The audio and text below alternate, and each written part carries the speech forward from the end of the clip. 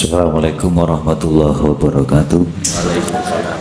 Pangapunten Gus, kula niki tasik pemula dan para kanca-kanca juga pemula badhe nyuwun pirsa napa ingkang dipun wastani syariat, napa ingkang dipun wastani tarekah, napa ingkang dipun wastani hakikat, lan napa ingkang dipun wastani makrifat.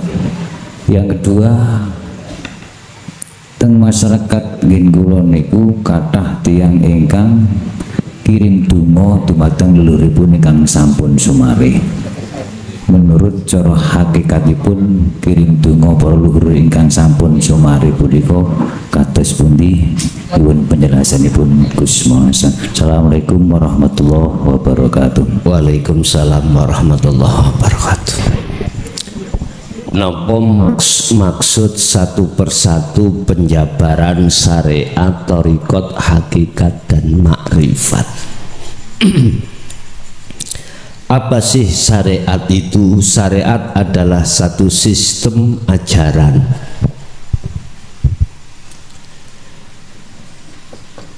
Syariat adalah sistem atau ajaran atau ilmu tentang kanggo jasad, bisa saya ibaratkan coro tumpaan ya, atau kendaraan. Apa thariqah? Thariqah adalah jalan. Apa hakikat? Hakikat adalah tujuan. Apa makrifat? Makrifat adalah sampailah pada tujuan atau melihat.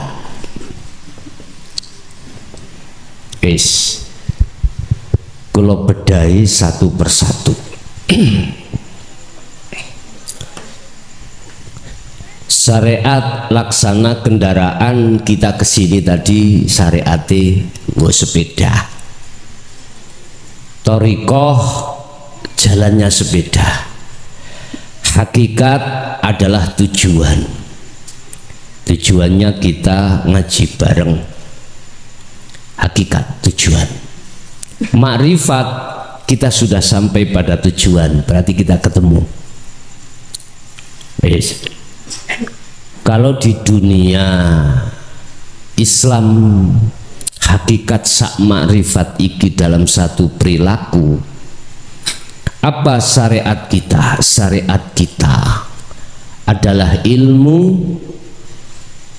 untuk mendidik thariqah supaya jasad ikuman benar ketika ngelakoni thariqah tersebut.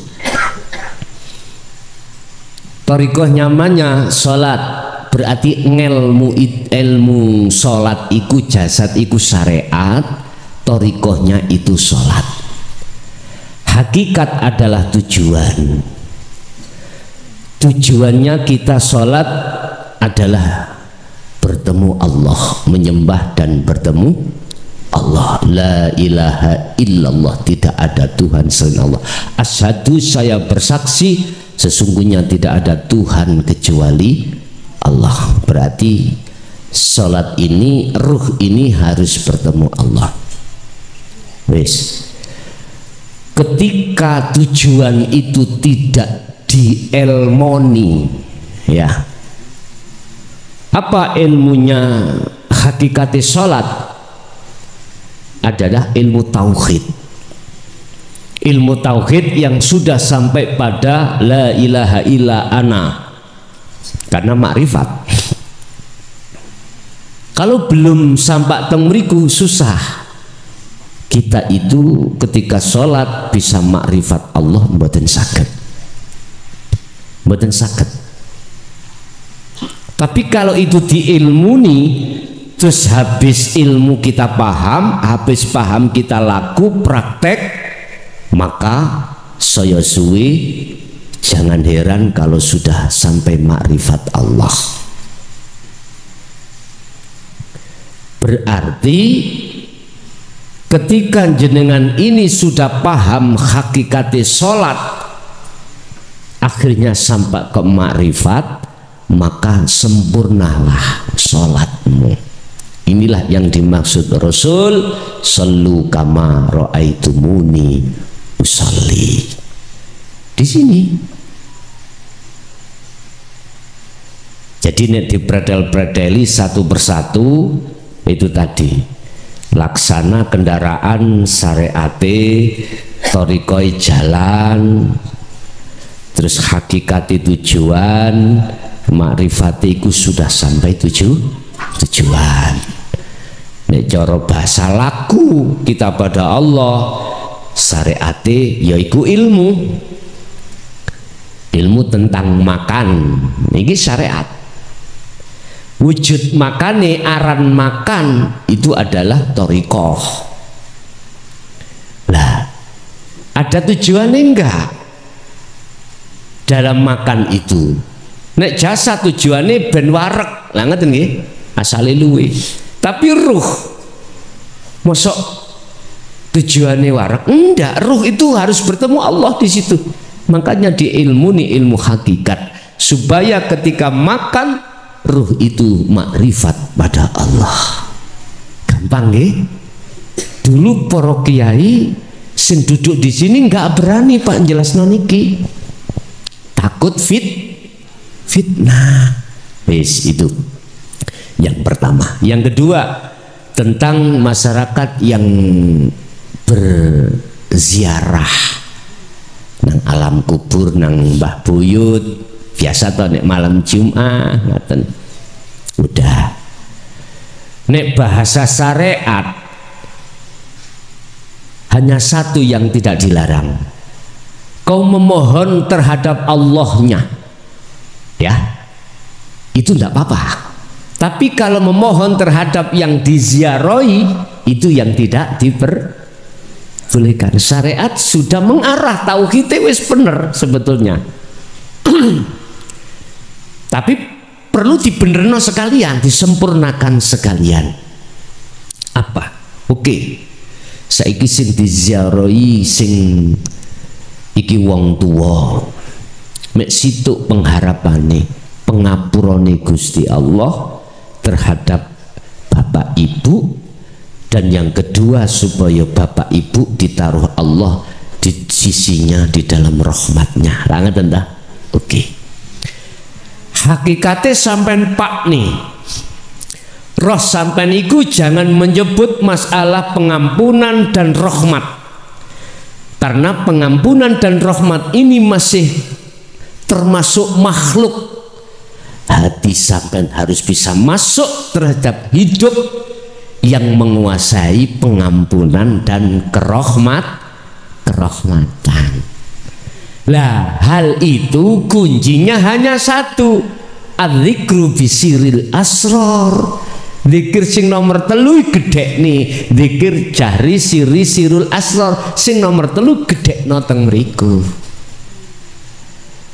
Sehingga mulai awal jenengan berwasilah membaca Fatihah, tahlil, itu wis gak rumangsa dirimu yang membaca, siapa? Hidup itu yang berperan. Inilah yang dimaksud Kanjeng Nabi, awalatun solihun yad'ulah. Anak sing solih iki. Solih itu anak yang ruhnya sudah makrifat pada Allah. Baru Allah akan menurunkan sifat jaiznya, yang sifat jaiznya itu mengatakan cara hukum undang-undang, wong tua kita itu adalah ahli adab. Mengapa kok jadi ahli rahmat? Karena hanya satu, di ngapura Allah. Dosa gede kaya apa sing raine diitung iku dadi cowili, nek lamuno dapat pengampunane Gusti Allah. Sekarang sejarah mengatakan Nabi Adam, mengapa Adam bisa kembali pada Allah? Fatalaqa Adamu min rabbi kalimatin fataba alaih. Catat iki. Nabi Adam kan habis ana surga diusir nang donya, terus nang donya diomongi dam soro le awakmu nang donya nggih Gusti biyen nang surga penak ngomong tok teko gak kathik nyambut kayak arek cilik-cilik ini sing durung balik Pak susu wis ngemplek wisan wis gak ngoten nggih walaupun wis 2 tahun Pak maem gak usah mangan wis disiapno. Mana anak kecil kerja. Jadi apa yang dikarepno teko gak kathik dhek nyambut. Gal sing nyambut gawe ku wong tuwa lah ngoten nggih. Nabi Adam ternyata ketika saat di surga kaya ngono terus nglakoni mangan buah kuldi diusir dam sora ale nak nggih suara nyambut gawe jenengan ya wis dewasa rabi duwe anak nyambut gawe mboten nggih biyen tadi arek cilik terus lahir masyaallah wis proses Pak ya proses oke sing penting sak mangke dam awakmu pengen balik nang negeri asalmu roh lho Pak iki sing penting wonten mriki jabe apa fatalako nggih syaratnya apa fatalako Adamu mirrobi fatalako mongkon rimo sopo Adamu Nabi Adam mirrobihi saking pangerane Adam rimo apa Pak kalimatin gini ki ajaran dinul hak untuk khusus didik roh mirrobi kalimatin nek wis dheweke gelem nampa terus laku dikire akhirnya apa roh iki fataba alaihi ya dam kesalamu mangan buah kuldi tak sepuro ngoten ya Pak tak sepuro jenengan wangsul di dalam surah Al-Imran ayat 3 apabila kau betul-betul cintamu diterima Allah oleh sebab kau lepaskan cinta selain Allah wa yaghfir lakum dzunubakum ayatnya kan dan diampuni semua kesalahan jasad dan rohmu maksiate jasad ya apa Pak nyolong ngotil ngilokno wong nglarani hati wong lewat omongan gitu ngomwaplok wong terus maneh berzina gitu wa yaghfir lakum dzunubakum diampuni wa kafir angkum sayiatikum kesalahane ruh sing menyekutukan Allah dengan bercinta selain Allah di ngapura Pak sebab innallaha ghafurur rahim iku mang nek wis ati sibuk nang Allah sampean gak kober maksiat Pak gak kober ati iki cara ngilokne wong ghibah wong atau ana hasud nang wong ana riya takabur niku pun rusak sedaya pun kalau hati sudah disibukno makrifat dateng Gusti Allah. Jadi ana tanggane tuku kulkas mboten bingung. Walaupun asalnya gak patek rukun, gak bingung Pak. Sing akeh lak mboten nah. Atine ndek penyono paling kredit. Ati jarem dhewe nggih ta?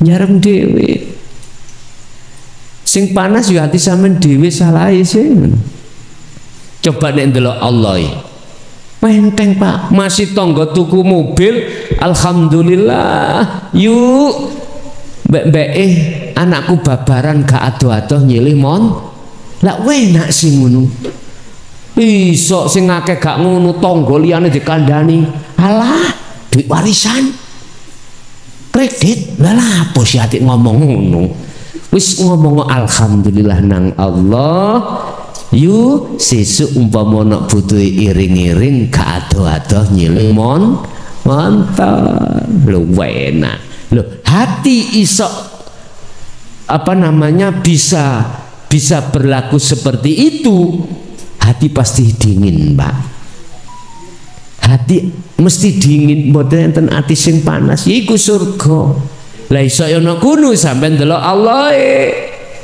mboten delok makhluke. Ngaten nggih. Jadi monggo silahkan ziarah iku diperbolehkan manakala hati iki sowane nang Gusti Allah. Nggih, ada lagi monggo. Assalamualaikum warahmatullahi wabarakatuh. Waalaikumsalam warahmatullahi wabarakatuh. Yono kamonten kuis niki babakan salat malih. Di dalam salat itu jelas sudah diatur dalam Quran ataupun syariatnya itu ada 5 waktu. Termasuk mulai subuh, zuhur, asar, maghrib dan isya. Itu sudah dilaksanakan kita sebagai umat Islam semuanya. Yang saya tanyakan di sini kuis itu babakan salat yang dinamakan salat daim. Itu bagaimana cara melaksanakan kita yang dinamakan sholat daim itu yang bagaimana? Jadi mohon penjelasannya Gus. Matur suwun. Assalamualaikum warahmatullahi wabarakatuh. Waalaikumsalam warahmatullahi wabarakatuh. Khafidu padha ngreksa sira kabeh as-sholawati ing pira-pira salat iki sing dimaksud 5 waktu. Tapi ayatnya tidak berhenti di situ. Was-sholatil wusta, salat yang di tengah. Iki tafsir muhakamah jawabannya dewi-dewi. Bingung dewi. Salat tengah iku salat sing ya apa? Ada yang mengatakan tengah iku 5, iku tengahe ana 3. Oh, salat maghrib mergae 3 rakaat. Ada yang bertafsir ngomongnya ndak, salat tengah iku umpama maghrib isya subuh maghrib isya subuh duhur asar berarti subuh. Ada yang mengatakan itu. Tergantung jenengan ngitungnya mulai piro. Umpama tak hitung mulai duhur asar maghrib isya subuh berarti sing tengah maghrib. Sekarang saya mengatakan saenakku tak hitung mulai subuh. Lho saenakku toh wong berpendapat yo ya. Subuh duhur asar maghrib isya berarti sing tengah kanggo aku asar. Ngoten niku tafsir khilaf Pak. Apa-apa terserah. Tetapi kudu ngerti hakikate. Iku lak syariate. Hakikate salat wusta tengah iku ning ndi? Wong Jawa ngarani ati iki kene lho tengah. Berarti maksudnya ruh. Makanya metune salat as-salatun daimun, salat kang langgeng mestine 50 rakaat tidak 5 asal muasal kan 50 toh Pak. Terus asal keringanan baginda Rasul dadi 5 waktu. Was-sholatil wusta, ternyata itulah salatnya ruh. Salat hakikat. Lah salat nyun sewu lah kita waktu syariat gak tumun Pak, ono salat hakikat gak tumun. Makanya sampean krungu pisan mesti bereno-reno berkomentar iki ono ajaran apa maneh, ono salat hakikat, ngoten nggih. Ada Pak, jadi di situ ada salatnya jasad, ada salatnya ruh. Salat iku apa sih? As-sholatu ay ad-du'a nek cara bahasa Quran. Salat iku memohon. As-sholatu ay ad-du'a memohon. Maksudnya diterjemahkan menghadap. Nah, sekarang hakikate roh menghadap iku sing piye? Lah niki lho. Di dalam tauhid kita mengenal takhalli tajalli. Iki terlalu ke dalam bagi pemula-pemula. Ngenten wis bahasane basa Jawa ae. Salate jasad disebut syariat iku ibadatul jawareh. Ya iki sing ditata petang gerakan, ngadeg rukuk sujud lungguh. Alif lam ha diwaca Allah. Yes, iki jasad. Lah ruh sampean iki kudu tegak lurus mung dateng urip. Walaupun jasad ketika ngadeg rukuk sujud lungguh, ruh ini tetap kudu hanya menghadap terhadap hidup itu. Lewat ndi dalane? Lewat rasa, lewat iman yang menggerakkan jenengan iki urip. Nah, ketika hati atau ruh saged langgeng teng mriku, iku disebut salat daim. Wis, artine jasad beraktivitas apapun, manakala ruh tetap menghadap Allah dengan cara berzikir iki, iku disebut salat daim siji. Ana ajarane nak nggone kejawen Pak, salat daim. Udah menghadap kemana silakan, ke timur ke barat silakan, jasad menghadap ke barat apapun menghadapi. Hati sambung rasa nang urip. Ini sing dimaksud uzlah. Ya, uzlah. Khalwat iki nyepekno ati sangka perkara selain Gusti Allah.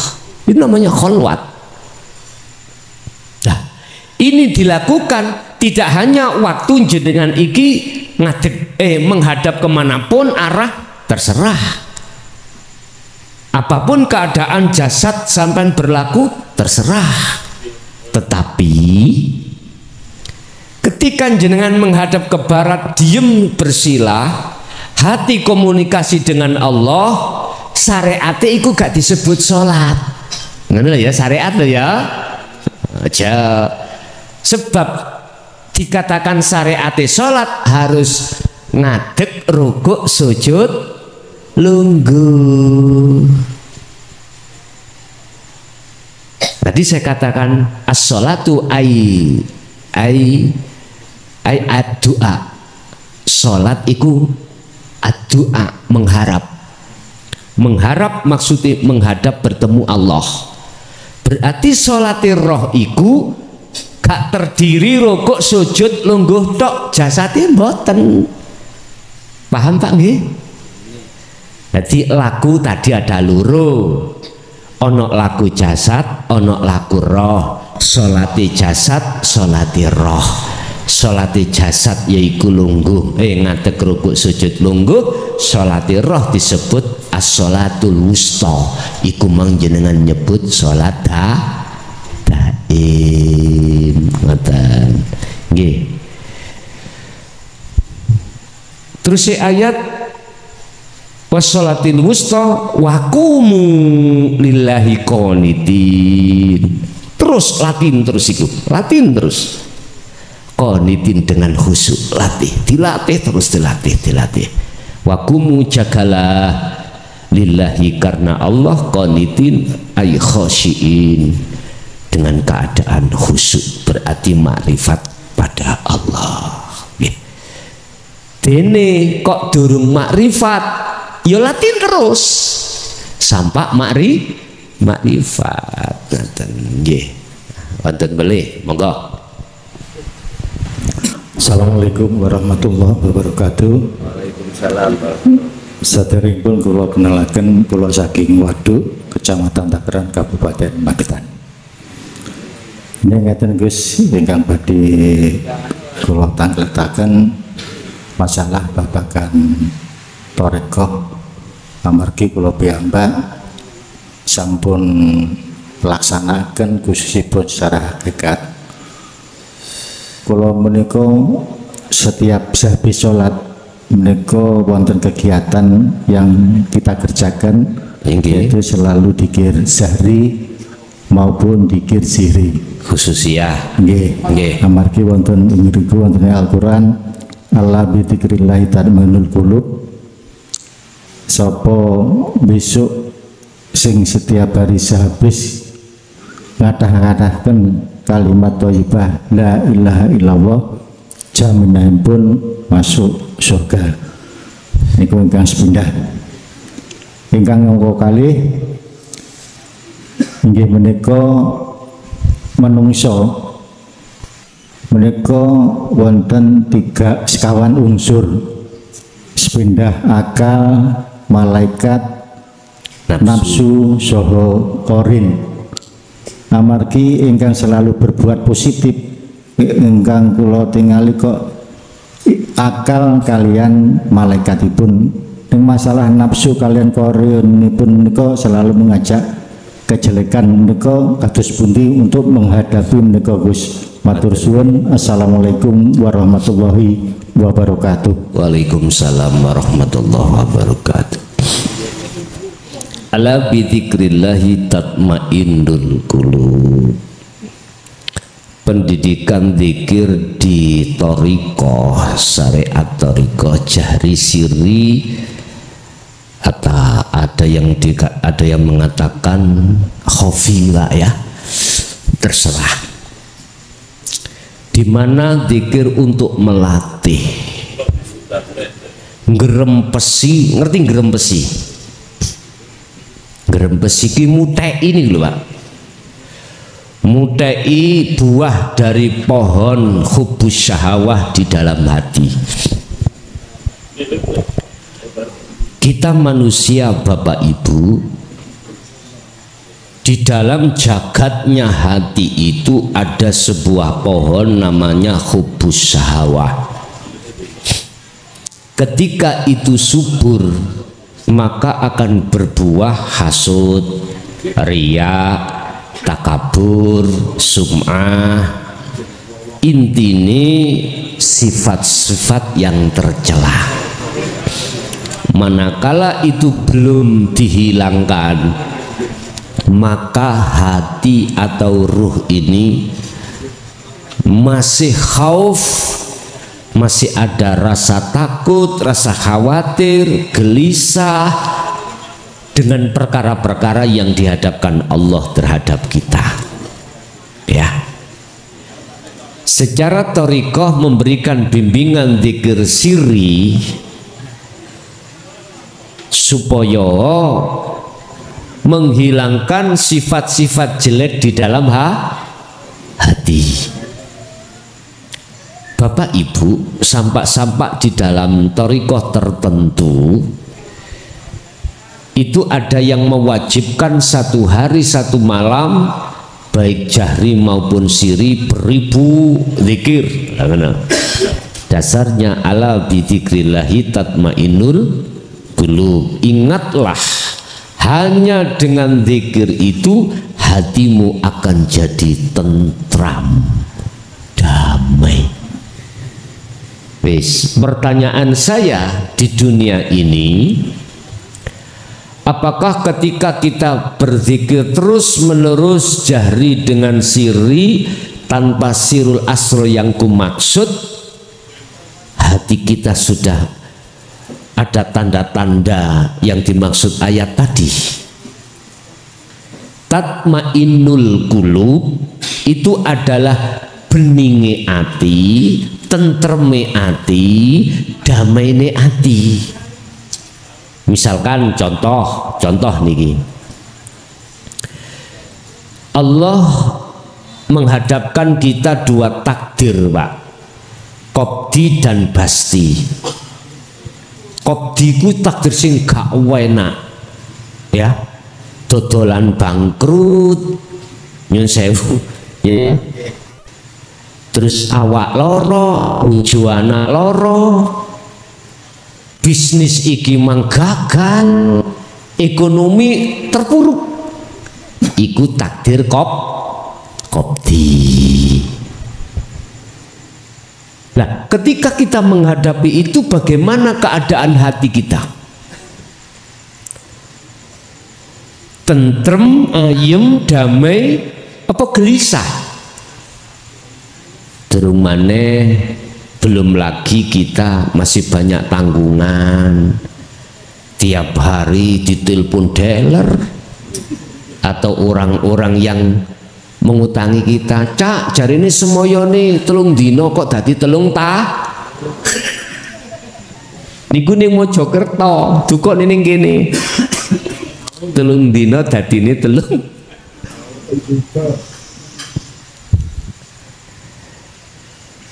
Ketika Allah menghadapkan Basti lawan kata Qabdi, senang berarti awak waras, bisnis iku omsete naik, terus utang wis gak enek, sandang pangan papan iku cemepak kabeh. Terus kira-kira di situ gak ada khawatir diutang tonggone ya, gak punya khawatir engko gak dicolong maling, gak punya khawatir digarong wong. Tak ringkes, punya khawatir gak kalau ini semuanya dihilangkan Allah dengan cara Allah sendiri? Kalau masih khawatir, terus yang Qabdi gak enak sih susah, berarti dikira gak memenuhi target. Paham? Nyun sewu Pak. Mengapa demikian? Ini bahkan sampai puluhan tahun loh Pak ngeten iki ngian. Kulo kok sik ngene ya. Akhirnya bundelane kono kene Pak. Bundelane ati iki ora bisa nyawang menyang Allah sing berkehendak dan yang menjalankan. Hatiku masih melihat makhluke. Niki bundelane. Mengapa pada saat itu kok hatiku tidak connect, alias taline ati nang Allah keputus? Akhirnya hati gak bisa mengatakan kalau semuanya itu Allah yang berperan. Kok mengatakan selain Allah? Dalam hatiku sih yakin selain Allah. Persoalannya taline ruh dengan Allah ini putus Pak. Apa talinya ruh? Al-Baqarah 256 dibuka. Faqadistamsaka bil urwatil wuthqa lam fisama laha. Yang dimaksud taline roh adalah adzikru bisiril asror. Sebab dengan adzikru bisiril asror akan bisa hati iku berlaku wamang yakfur bitaghut. Barang siapa yang hatinya bisa meninggalkan selain Allah, tidak melihat selain Allah, wa yu'min billah, hati itu pasti akan melihat Allah yang berperan. Lah, tindakan yang seperti ini hanya dilakukan bagi hati beliau-beliau yang sudah memegang sistem dzikir sirul asrar. Jadi menurut saya, ketika kita sudah mendapatkan bimbingan dzikir siri, kita harus mencari bimbingan dzikir sirul asrar. Kalau sudah mendapatkan dzikir sirul asrar, terakhir kita akan mendapatkan bimbingan dzikir fana'u dzikri. Wis, yani ku dzikir makrifat pun. La ilaha illa ana. Baru niki saged napa? Saged dikatakan jenengan kali kula iki wis gak goyah maneh. Sebab ngene Pak. Dzikir jahri kali siri betul memang napa ngelunturno sifat-sifat jelek yang terceramang. Laksana pohon, buahnya itu kita buangi. Tapi setelah kita buangi, berhubung pohon itu masih subur, berbuah lagi mboten? Berbuah. Nek menurut kula jalan pintas apa? Pohon itu dibedol, dibuang. Pohon hubbus syahawah di dalam hati ini harus kita bego, tahu bego nggih men? dibego nek dibetek gak kuat, dibego dibuang. Giniku nafi isbat, maksudnya di dalam la ilaha illallah. Nafikanlah la ilaha, isbatkanlah illallah. Ngeten, hati jenengan jangan pernah punya keyakinan apapun yang terjadi itu yang berperan makhluk, jangan. Hatimu harus kau paksa semua itu karena Allah. Semua itu Allah, apapun Pak, apapun, tanpa terkecuali. Lah ini bisa Anda laksanakan kalau sudah istiqomah dikiri sirul asrar, baru sakit Pak.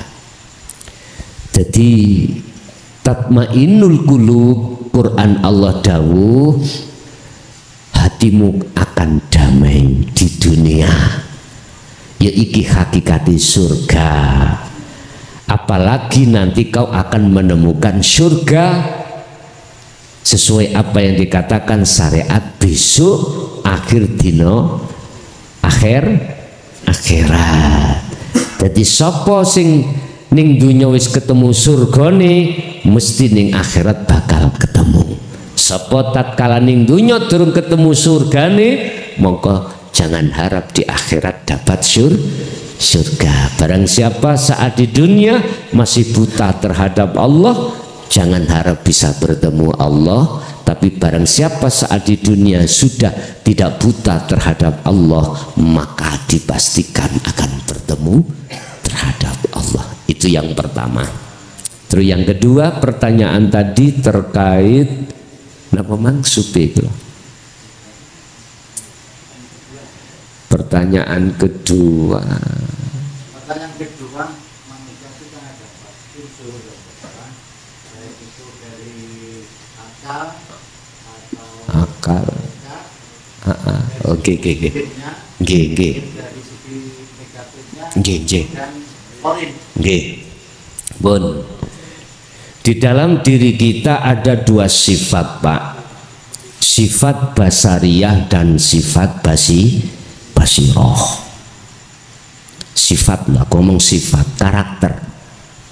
Sifat basariyah dan basiroh ini didominasi dulur sampean loro sing ngajak maksiat Allah yang disebut sebagai nafsu nafsiyah dan amarah. Sifat sakit kelebus ya Pak nggih. Sakit nggih.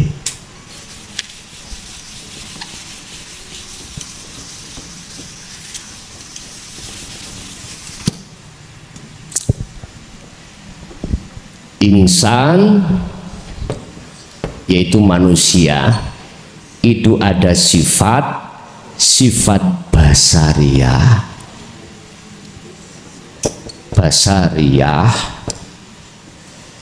Di dalam sifat basariyah ono dulur loro nafsiyah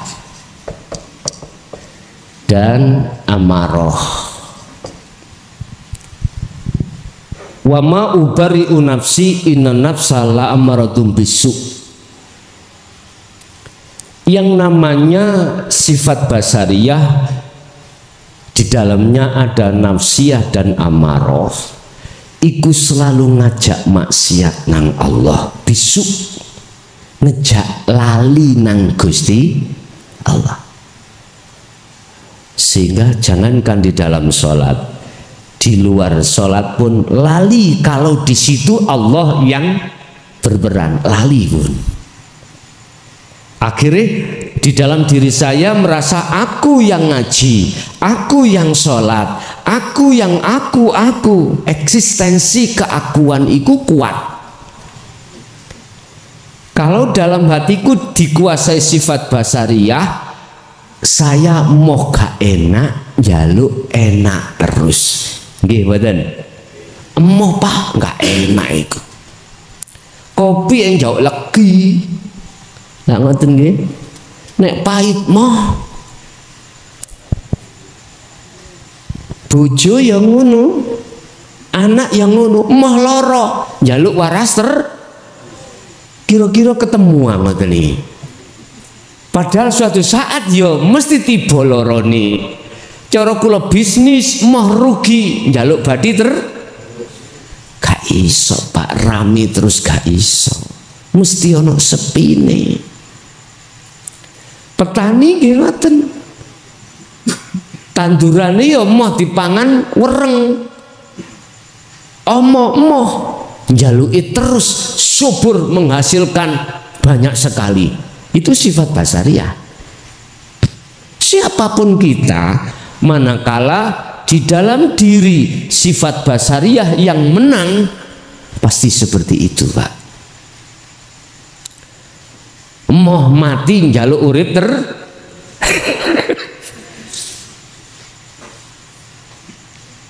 wis tu nek wis duwe pangkat moh mudhun pangkat iki njaluk terus munggah, moh kelangan ya lapak piro wene Gusti Allah nek ngilangi. Yang lagi viral bintang loro merasa dirinya kuat, aku sing iso ngukumi kabeh polisi karena aku garda terdepan.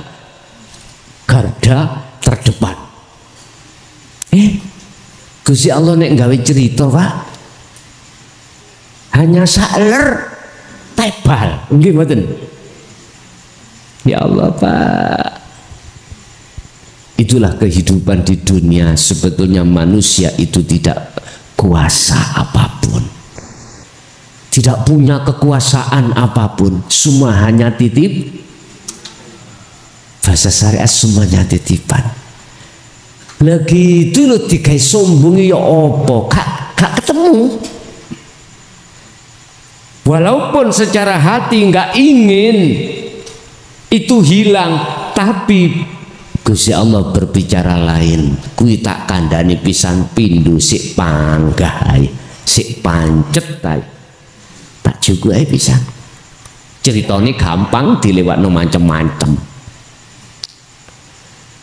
Subhanallah. Artinya apapun yang kita cintai yang selain Allah itu pasti rusak, pasti berpisah juga.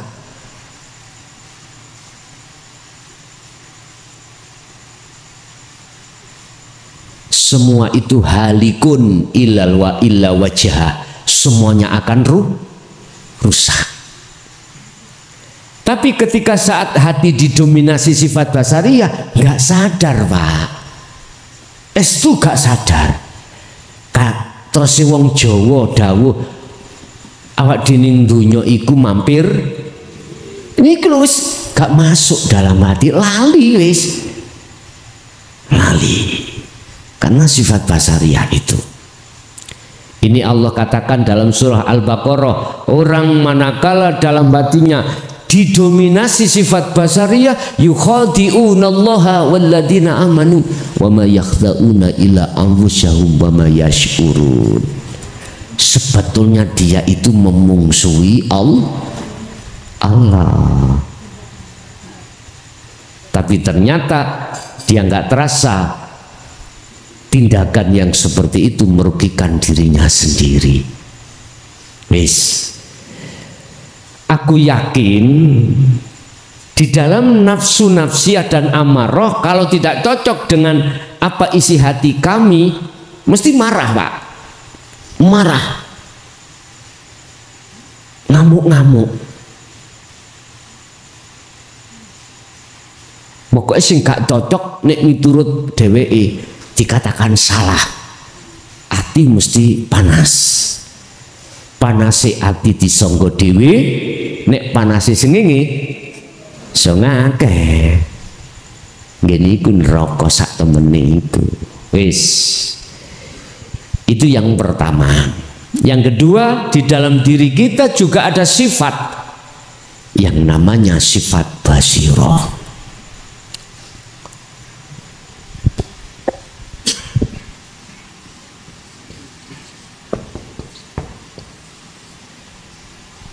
Tadi ayatnya wa ma ubari'u nafsi inna nafsa la'amaratum bisu, ngejak elek, ngejak lali nang Allah.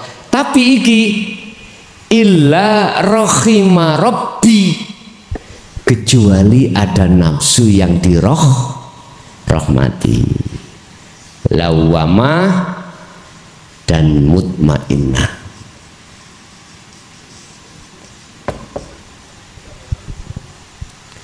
Lawamah itu ningatiku menyesali Pak atas semua apa yang sudah terjadi, khususnya perkara sing maksiat nang Allah, menyesali. Lah mutmainnah iku jiwa atau hati atau nafsu yang tenang. Ya ayyatuhan nafsul mutmainnah. Mengapa dia dikatakan anteng, jiwanya itu tenang? Karena dia merealisasikan ayat irji'i ila rabbiki. Perintah Allah, kembalilah ke Tuhanmu. Karena dia mau kembali, maka dia akan menjadi tenang. Bapak Ibu, di dalam diri kita, baik sifat basariyah dan basiroh, itu ada pertarungan tiap saat dan waktu. Ada nafsu, ada akal. Ada nafsu, ada akal. Manusia diciptakan di dalam hukum syariat itu sebagai insanul kamil, manusia yang sempurna, artinya yono nafsuni ono akali. Nek malaikat cuman akal, nek hayawan cuman nafsu. Iki bahasa syariat. Di dalam dirimu kalau dikuasai nafsu, akali kalah, bahkan Anda lebih jahat daripada hayawan. Ulaika kal an'am balhum adhul.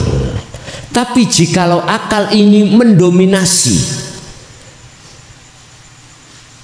artinya nafsu kawon, maka lakumu itu seperti malaikat, bahkan lebih taat dari malaikat. Iki konteke jasad, konteke jasad, karena syariat memandang lakune jasad ibadatul jawareh. Wis naik satu tingkat, lakune roh saiki Pak. Lakune ruh. Ruh dihadapkan beberapa rintangan. Apa rintangan itu? Alladzi yuwaswisu fi sudurin nas, bisikan-bisikan dari nafsu, yang nafsu itu membisik lewat minal jinnati wanas. Jin berarti masuk korin, nas ya menungso niki. Artinya ngene Pak, ruh niku Pak ya, beriman pada Allah atau tidak tergantung ruh itu sudah berpendidikan hakikat atau tidak. Kalau ruh belum mengikuti pendidikan dinul haq yang telah disampaikan Kanjeng Nabi, tak jamin ruh itu akan jadi bulan-bulanane hawa nafsu. Ruh akan jadi budaknya hawa nafsu. Itu pasti Pak, gak kadek gak. Nafsu iku sing ya apa sih?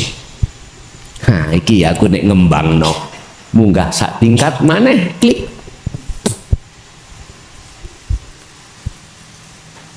Nafsu nun faksin artinya diri, ya. Diri kembali kepada siapa? basa Jawa ingsun.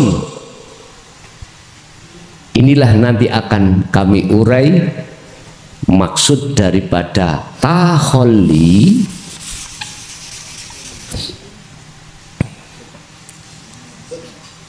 Taholli mudun maneh naik tahalli,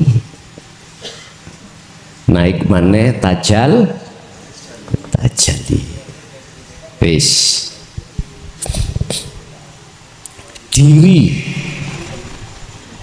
Ketika ruh itu belum dididik etika ilmu hakikat nuju makrifat Bapak, tak jamin ruh itu berdiri di atas taholli. Apa taholli?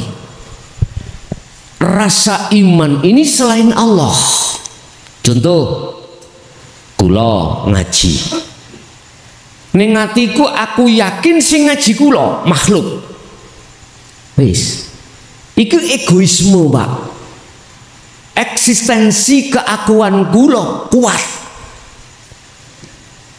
Kalau ini dibiarkan, mesti ujung-ujungnya kula niki nang materi. Berupa apa materi? Pingin diwahni wong, pingin dideleh ngarep nang wong, pokok ingin dipuja-puja. Iki pasti Pak. Akhirnya saya kemasukan yang namanya nafsu gila dengan kehormatan. Tandane lagi ngalor ngidul eret-eret serban, padahal 1.500 soleh. Jas 10.000 cek dianggap kula niki wong ngalim. Mergai cirine wong ngalim selalu membawa, padahal iki nek keringetan gak disiapi panitia ngeten, tak kayak usap keringet. Niki kalau dibiarkan ditakholi Pak, bahaya. Ruh ini bahaya Pak, bahaya sekali. Akhirnya semua apapun iman ini ngatiku tidak kepada Allah, terhadap selain Allah. Aku yakin yang menyampaikan iki adalah aku makhluk dalam hatiku. Bis jelas nggih? Oke. Ketika nafsu itu sudah menjadikan ruh itu sebagai budaknya, maka ruh sampai kapanpun akan mengikuti hukumnya nafsu. Apa hukumnya nafsu? Melalaikan Allah, beriman terhadap selain Allah. Indonesia sebelum merdeka jadi budaknya penjajah bangsa Belanda, bangsa apa maneh? Jepang, Inggris. Sing jelas warga rakyat Indonesia harus mengikuti undang-undang bangsa sing jajah. Itu pasti Pak. Ditekan sampai harus memakai undang-undangnya penjajah. Lho nggih. Cuman kita aja nggak menangi, lah ngeten nggih? Nggak menangi. Dulu Indonesia yang menjajah adalah bangsa luar. Mungkin sekarang entah dijajah bangsa sendiri bisa jadi. Ya sama nangen-nangen dulu, tapi ranahku gak tutup kono lah Pak. Kula bahas ning ati iku tak gawe contoh tok. Artinya keadilan kita itu tidak akan pernah kita dapatkan.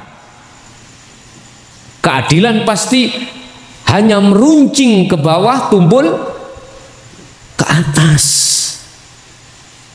Artinya Pak, menengah ke bawah iku sing dijrot-jrot. Sing menengah ke atas iku tumpul maksude sing dilindungi, berarti gak mendapatkan hukuman. Sing mateni wong menengah ke bawah rakyate dihukum mati. Sing menengah ke atas tiga model mbuh dadi hukuman apa seumur hidup atau 20 tahun. Ayat 334 mengatakan pembunuhan berencana dihukum mati. Digolekno lidiknya. Carane ya apa iki? Golekno pasal sekiranya gak iso mati. Enggak maksimal lah hukuman seumur hidup. Wes ana. Lan jenengan kali kula gak ndek apa-apa menengah ke bawah, apa sing digawe? Wis kronologinya ketika disidik, ada unsur rencana dilebokno pasal pinten Pak? 340 berencana hukuman mati. Wis. Bapak Ibu, loh intine nek roh iki dadi budake nafsu, tandane ditakholi iku kita mengikuti undang-undange nafsu. Ini Pak harus dibebaskan roh ini sangka dene nafsu. Tadi akal pun juga begitu. Akal kita kalah dengan nafsu.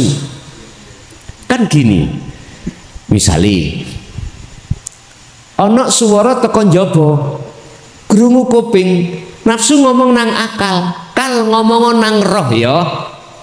Yen iku suarane manuk bio. Nah, manuk bio. Berhubung namanya roh iki dadi budake nafsu, akal ngomong roh iku suarane manuk bio. Akhirnya roh sampean iku beriman, hati beriman, oh iya suarane manuk bio, sing metu swara iku mang ndugi manuk kuwi. Blah niki beda Pak, ambek tatkalane jiwamu atau ruhmu itu terdidik dengan ilmu dan laku hakikat nuju marifat, beda nanti. Lah kita kembali kepada roh yang terjajah.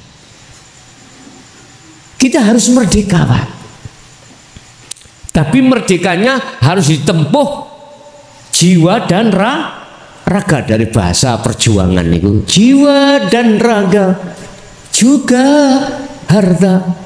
Terus ya lagu deh.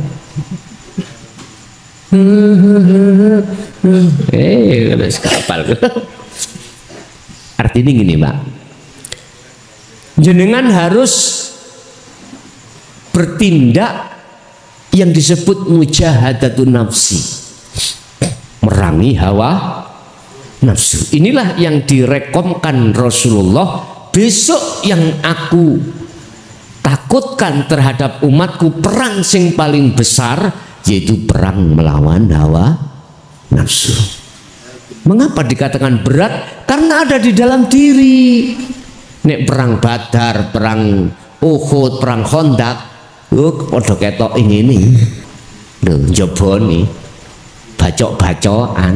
Lah iki nafsu ruh awak dhewe tidak tahu nafsu, ya mesti kalahi.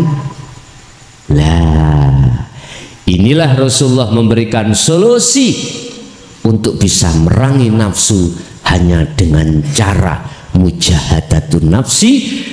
Mujahadatun nafsi, duduk tumpaan dengan zikir. Mujahadah iku merangi nafsu sing ngajak elek nang Allah. Berarti itulah yang kusebut tahalli. Apa? Proses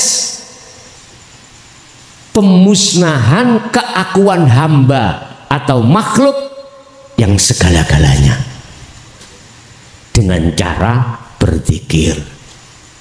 Kalau itu proses sudah kita lewati, maka Allah meletakkan nafsu itu di dalam tajalli. Apa? Menetapkan keakuane Allah.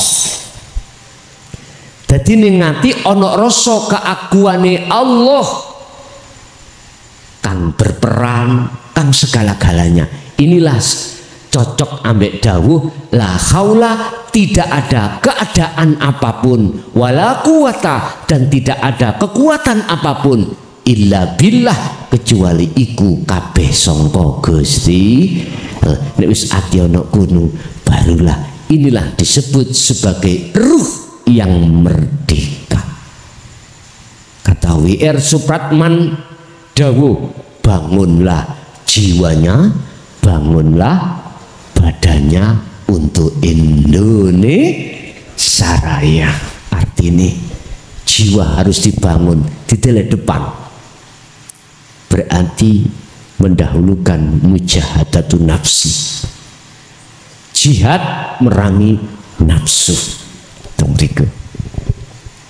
Kalau jiwanya sudah kedandan Pak, sudah dibenahi, secara otomatis badan itu ya juga ikut kedandan juga. Makanya kalau takok sing dhisik tekone pitik apa ndok Pak?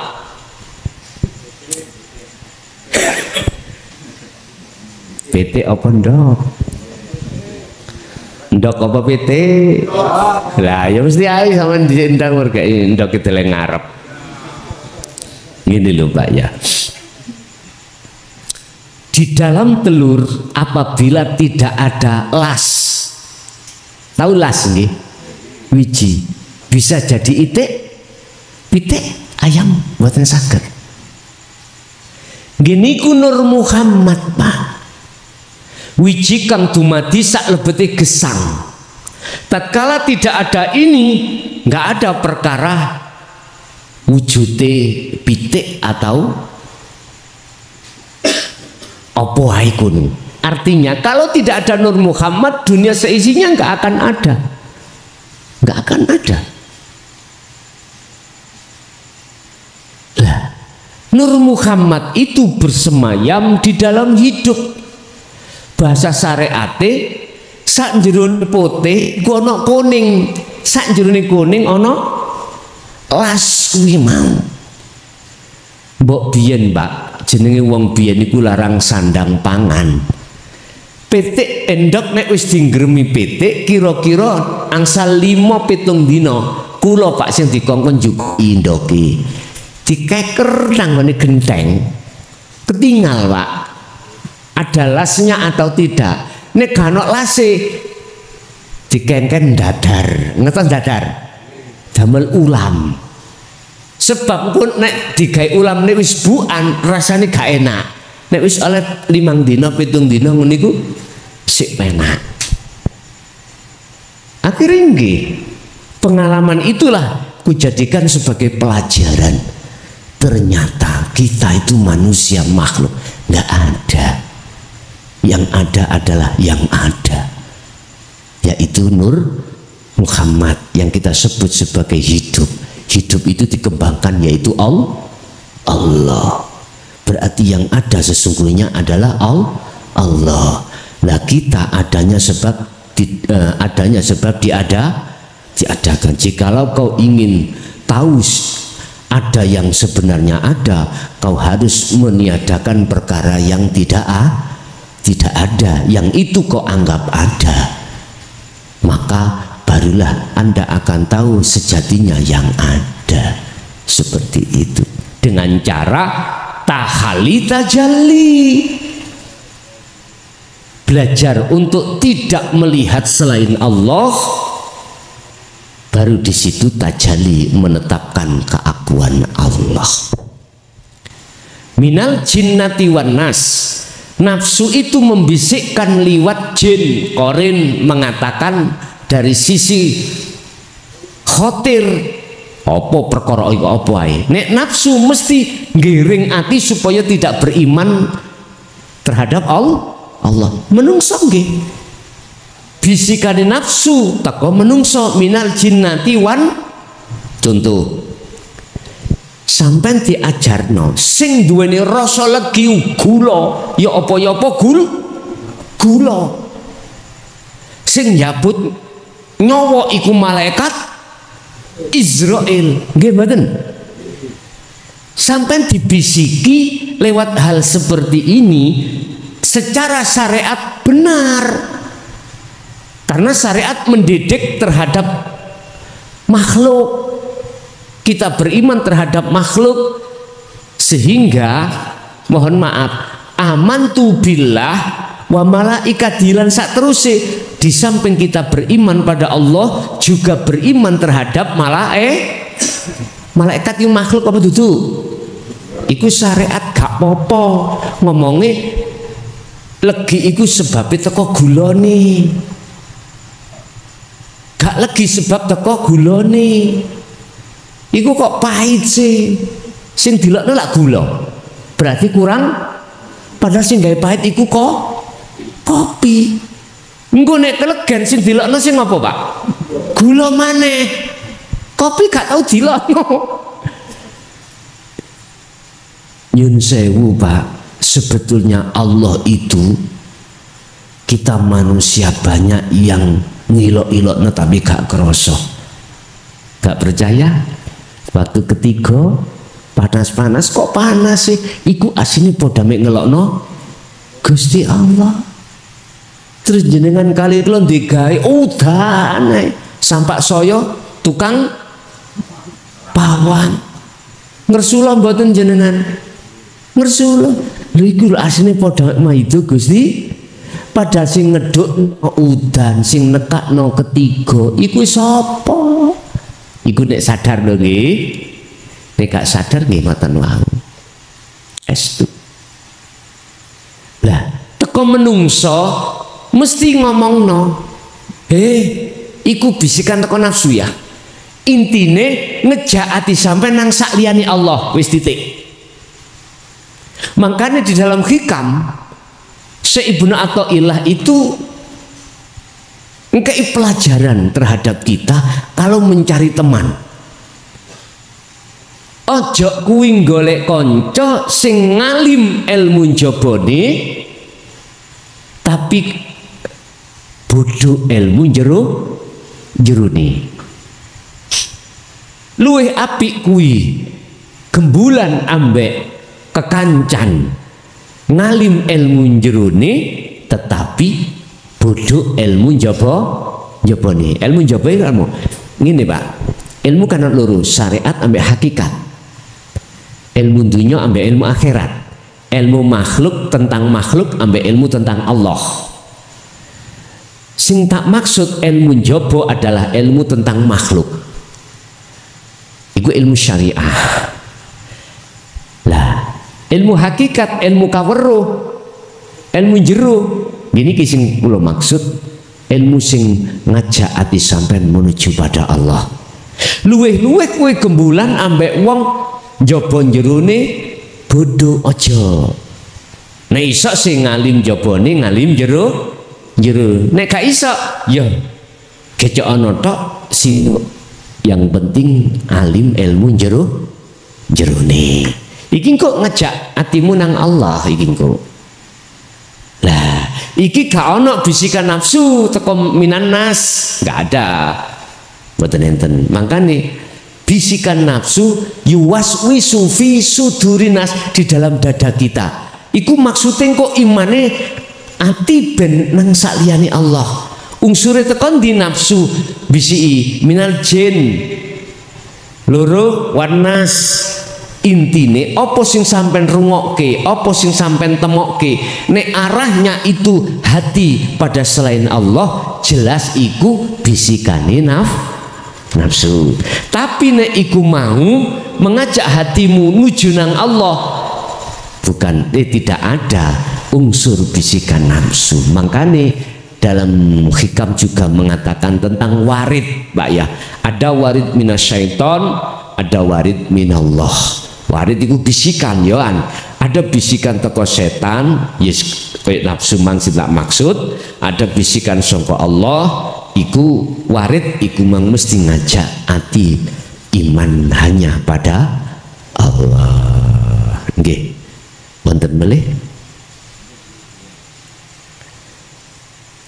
jam 11 pirang didik benjing nek makaryo nggih monggo makaryo wonten tasik wonten Pak Bu cukup enggak Bapak Ibu, saderenge ditutup doa mulai awal sampai akhir mbok pilih ada yang perkara yang kurang berkenan, jenengan ono sing tersinggung atau hal-hal yang jenengan anggap negatif, sekali lagi tidak ada rasa niat untuk ke situ. Oleh karenanya kula nyuwun agungi pangapunten. Bon, kita tutup sarana doa dan mudah-mudahan ilmu apa yang telah diberikan Allah estu menjadi satu ilmu yang bermanfaat bagi kita, anak putu kita, keturunan kita ila yaumil qiyamah. Lahumul Fatihah.